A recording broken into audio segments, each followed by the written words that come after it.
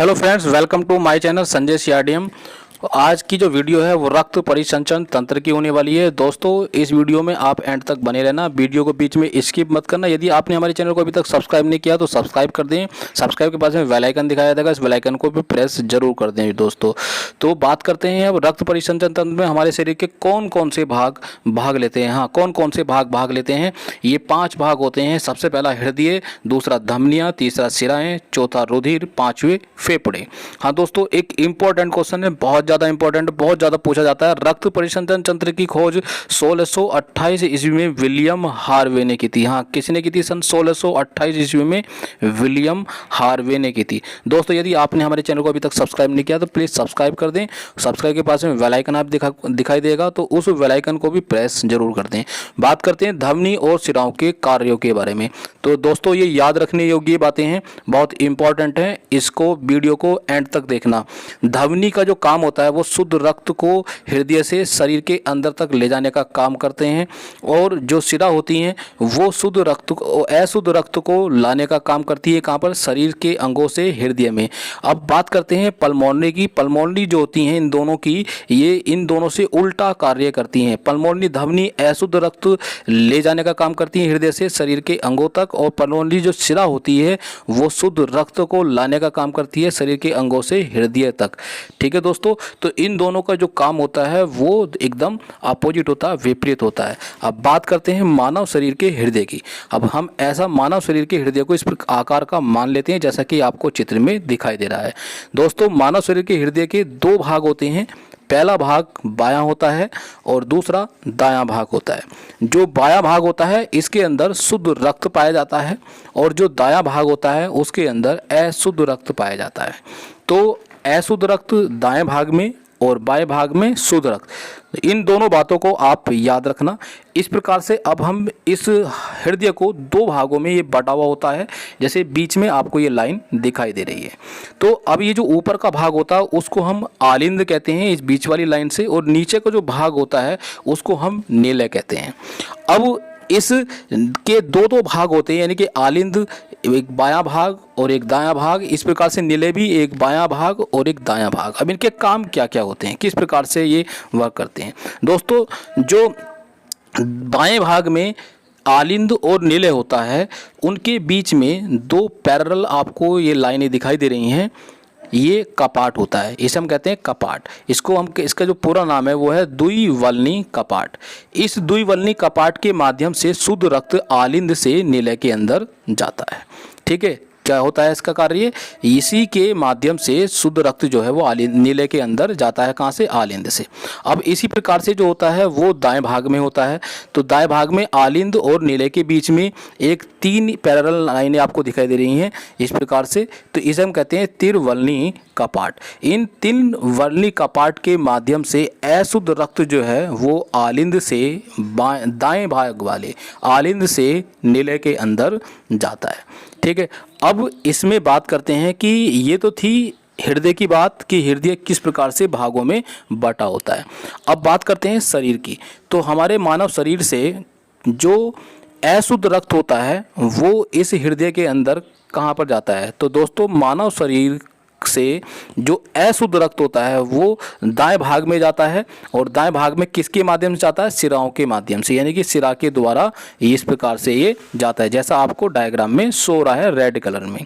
अब यहाँ से जो अशुद्ध रक्त है ये अशुद्ध रक्त त्रिवल्नी कपाट के माध्यम से निलय में जाता है, और निलय के माध्यम से फेफड़ों में जाता है। जैसा आपको इधर फेफड़े दिखाई दे रहे हैं, और इन फेफड़ों का काम क्या होता है? फेफड़ों का कार्य होता है रक्त का शुद्धिकरण करना, यानी कि रक्त को क्या करते हैं? ये शुद्धिकरण करते हैं। अब ये त्रिवल्नी कपाट से निलय में गया अशुद्ध रक्त, और अशुद्ध रक्त अब ये जो फेफड़ों में जाता है ये किस प्रकार से जाता है इसको जान लेते हैं। तो दोस्तों, ये जो अशुद्ध रक्त है जो फेफड़ों में जाता है ये किस माध्यम से जाता है? ये आपको इस प्रकार से ये दिखाई दे रही हैं जाती हुई रेड डॉट डॉट लाइनों के द्वारा। ये लाइन जो है वो ब्लड की हैं, ये जाती हैं पल्मोनरी धमनियों के द्वारा। तो ये जो पल्मोनरी धमनी होती है, पल्मोनरी धमनी के द्वारा जो है वो फेफड़ों तक ये अशुद्ध रक्त पहुंचाया जाता है। तो इस अशुद्ध रक्त के अंदर जो है वो कार्बन डाइऑक्साइड होती है, ठीक है, ये अशुद्ध रक्त है, इसके अंदर CO2 गैस होती है यानी कि कार्बन डाइऑक्साइड गैस। अब जैसे ही ये फेफड़ों के अंदर जाता है अशुद्ध रक्त, अब अभी मैंने फेफड़ों का कार्य बताया है कि फेफड़ों का जो कार्य होता है वो क्या होता है रक्त का शुद्धिकरण करना। तो हम जब सांस लेते हैं अपनी नाक के द्वारा, तो इसके द्वारा ऑक्सीजन हमारी शरीर के अंदर जाती है। तो ऑक्सीजन जो है वो कहाँ जाती है, हमारी फेफड़ों तक पहुँचती है। और फेफड़ों के यानी कि लंग्स सेल्स जो होते हैं वो CO2 गैस को यानी कि अशुद्ध रक्त से जो CO2 गैस होती है उसको अवशोषित कर लेते हैं, उसको बाहर निकाल देते हैं हमारे शरीर से। और जो उसने ऑक्सीजन ली अंदर की ओर, उस ऑक्सीजन को शुद्ध इस रक्त के अंदर प्रवाहित कर देते हैं और रक्त शुद्ध हो जाता है। और जैसे ही ऑक्सीजन इसके अंदर गई, O2 ऑक्सीजन, वो पल्मोनरी शिराओं के माध्यम से फेफड़े के द्वारा शुद्ध रक्त वो कहाँ जाता है, आलिंद में चला जाता है, यानी कि मानव हृदय के बाएं हिस्से में चला जाता है।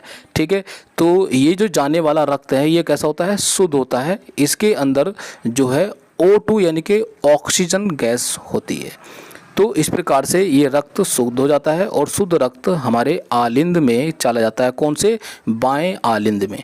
और बाएं आलिंद के अंदर जैसे ही ये जाता है तो ये द्विवल्नी कपाट जो है, इस द्विवल्नी कपाट के माध्यम से ये रक्त नीले के अंदर चला जाता है और नीले के द्वारा फिर ये हमारे शरीर के अंगों तक पहुंच जाता है।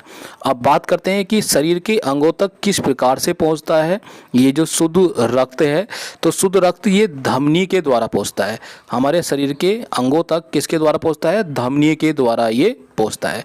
दोस्तों अभी मैंने इससे पहले कुछ बात बताई थी आपको कि पल्मोनरी धमनी और धमनी दोनों में डिफरेंट होता है। पल्मोनरी धमनी जो है वो अशुद्ध रक्त को फेफड़ों तक, हृदय से फेफड़ों तक पहुंचाती हैं, और जो धमनी होती हैं वो नीले से यानी कि हृदय से शरीर के अंगों तक शुद्ध रक्त पहुंचाती हैं।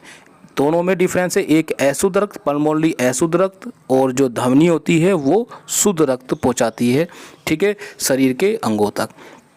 तो इस प्रकार से ये प्रोसेस जो है वो चलता रहता है हमारी बॉडी के अंदर। और जैसे ही अशुद्ध रक्त अशुद्ध होता चला जाता है, उसको फेफड़े जो है हमारे वो शुद्धिकरण करते रहते हैं।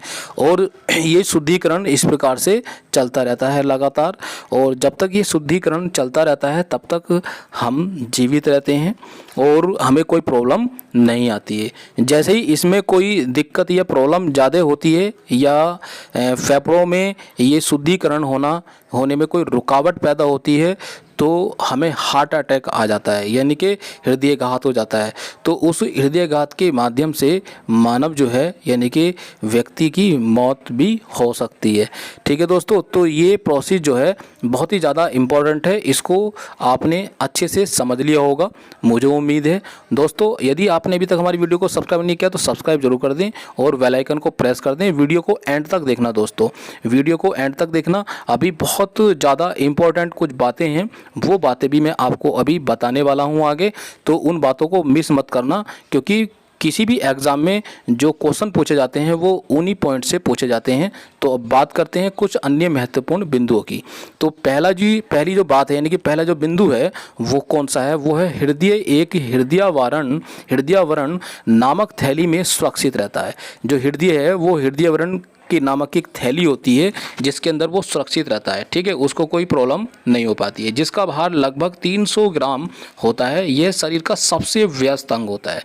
हाँ दोस्तों, जो शरीर का सबसे व्यस्त अंग है वो हृदय ही होता है। हृदय के अंदर पंपिंग क्रिया जो है वो चलती रहती है लगातार। शुद्ध अशुद्ध आता है और अशुद्ध ब्लड किसके अंदर जाता है, फेफड़ों के अंदर जाता है, और फेफड़े उसको शुद्ध करती हैं, फिर वो शुद्ध ब्लड इसकी हृदय के अंदर ही आ जाता है, और हृदय फिर पूरे शरीर के अंदर इनको शुद्ध जो रक्त होता है उसको पहुंचा देते हैं। फिर अब बात करते हैं अगले पॉइंट की। हृदय के संकुचन और शीतलन को सम्मिलित रूप से हृदय की धड़कन कहते हैं। क्या कहते हैं, हृदय के संकुचन यानी कि हृदय जब संकुचित होता है और शीतलन होता है तो इस के सम्मिलित रूप को ही हम क्या कहते हैं, हृदय की धड़कन कहते हैं। हाँ दोस्तों, जैसे आप लिप अप की बात करते हैं तो लिप अप मतलब संकुचन और शीतलन, उसी को हम लिप अप कहते हैं। तो शरीर का एक हिस्सा खुलता है पंपिंग की तरह और दूसरा बंद हो जाता है, फिर दूसरा खुलता है और पहला बंद हो जाता है। इसे हम लिप अप क्रिया कहते हैं, इसे संकुचन और शीतलन क्रिया कहते हैं, इसी को हम धड़कन कहते हैं। सामान्य अवस्था में यानी कि सामान्य अवस्था में मनुष्य का जो हृदय होता है वो 1 मिनट में लगभग 72 बार धड़कता है। हाँ दोस्तों, कितना धड़कता है? 72 बार धड़कता है। लेकिन भ्रूण अवस्था में बच्चे का जो हृदय होता है वो 1 मिनट में 150 बार धड़कता है। दोस्तों कितनी बार धड़कता है? 1 मिनट में 150 बार धड़कता है। अब अगले पॉइंट की बात करते हैं। हृदय की मांसपेशियों को रक्त पहुंचाने वाली वाहिनी को कोरोनरी धमनी कहते हैं। क्या कहते हैं? कोरोनरी धमनी। किसको कहते हैं हम कोरोनरी धमनी? हृदय की मांसपेशियों को रक्त पहुंचाने वाली वाहिनियों को हम कोरोनरी धमनी कहते हैं। बहुत इंपॉर्टेंट क्वेश्चन है, कई बार यहाँ से क्वेश्चन पूछा भी गया है। अब बात करते हैं नेक्स्ट पॉइंट की। कोरोनरी धमनी में रुकावट होने पर, यानी कि जो अभी मैंने बात की थी हृदयघात की, कोरोनरी धमनी के द्वारा वो हृदयघात होता है। कोरोनरी धमनी में रुकावट होने पर हृदयघात यानी कि हार्ट अटैक होता है। क्या होता है? हार्ट अटैक हो जाता है और उससे मनुष्य की मौत भी हो सकती है। एक धड़कन में लगभग 70 मिली रक्त पंप होता है। कितना होता है? 70 मिलीलीटर रक्त पंप होता है एक धड़कन में। ठीक है।